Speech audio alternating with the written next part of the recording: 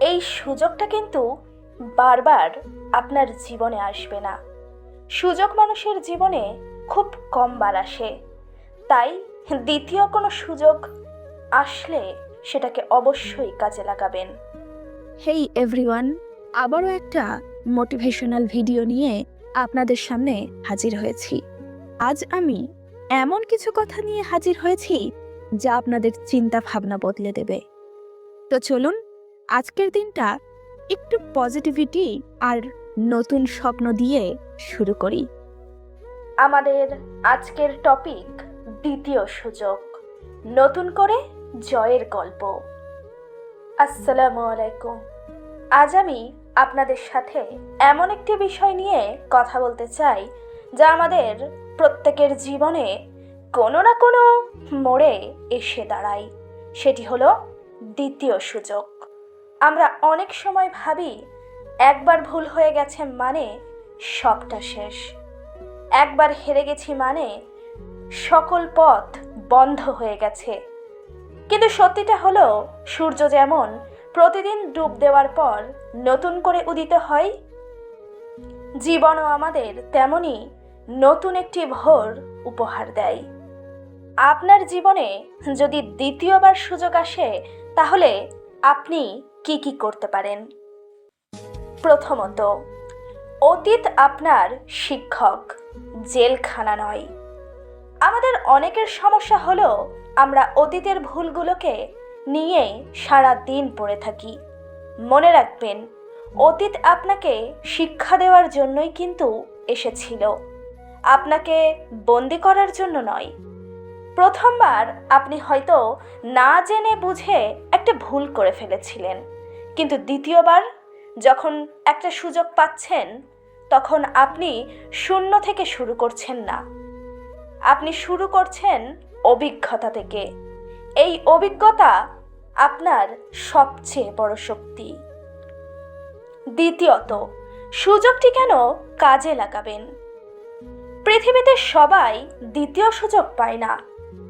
যদি সৃষ্টিকর্তা আপনাকে আবার দাঁড়ানোর সুযোগ করে দেয়, তবে জানবেন আপনার ভেতরে এখনো অনেক কিছু দেওয়ার বাকি আছে। এই সুযোগটি হলো নিজের কাছে নিজেকে প্রমাণ করার যে আপনি আগের চেয়ে অনেক বেশি শক্তিশালী, অনেক বেশি পরিণত, অনেক বেশি পরিপূর্ণ। তাই দ্বিতীয় সুযোগটিকে কখনোই হাতছাড়া করবেন না, সুযোগটিকে কাজে লাগাবেন। তৃতীয়ত, ভয়কে জয় করার কৌশল। নতুন করে শুরু করতে গেলে মনের ভেতর একটা কাঁপুনি দেয়। মনে হয় আবার যদি লোক হাসে, আবার যদি ব্যর্থ হই। মনে রাখবেন, মানুষের কাজ হলো সমালোচনা করা। আপনি সফল হলেও তারা বলবে, আপনি ব্যর্থ হলেও তারাই বলবে। তাই অন্যের কথায় কান না দিয়ে নিজের লক্ষ্যের দিকে স্থির থাকুন। ভয় পাওয়া স্বাভাবিক, কিন্তু ভয়ের কারণে থমকে থাকাটা বড্ড অস্বাভাবিক। চতুর্থ, পরিকল্পনা বদলান, লক্ষ্য নয়। যদি আগেরবার একই পদ্ধতিতে কাজ করে ব্যর্থ হয়ে থাকেন, তবে এবার পদ্ধতি বদলান, নিজের দক্ষতা বাড়ান, নতুন কিছু শিখুন, ছোট ছোট পদক্ষেপে এগিয়ে যান। মনে রাখবেন, একটি বড় ইমারত গড়ার আগে ভিত্তিটি কিন্তু শক্ত হওয়া প্রয়োজন।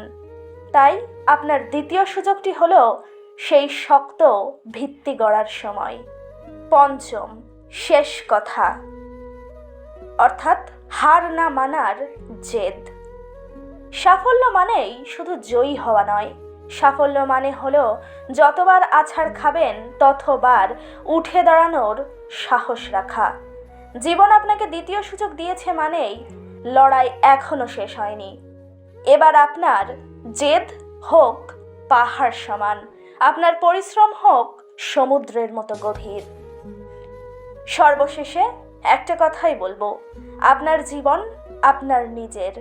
এখানে অন্য কেউ এসে আপনার হয়ে লড়াই করে দেবে না। তাই আজই ঝেড়ে ফেলুন সব গ্লানি, সকল হতাশা। বুক ভরে একটা গভীর শ্বাস নিন এবং নিজেকে বলুন, আগেরবার যা হয়েছে তা ইতিহাস, আর এবার যা হবে তা বিজয়গাথা। মনে রাখবেন, যারা দ্বিতীয় সুযোগকে কাজে লাগাতে জানে, ইতিহাস কেবল তাদেরকেই মনে রাখে। আপনার বর্তমান পরিস্থিতিই আপনার শেষ গন্তব্য নয়। সেরা সময়টি আসতে এখনো অনেকটা সময় বাকি আছে।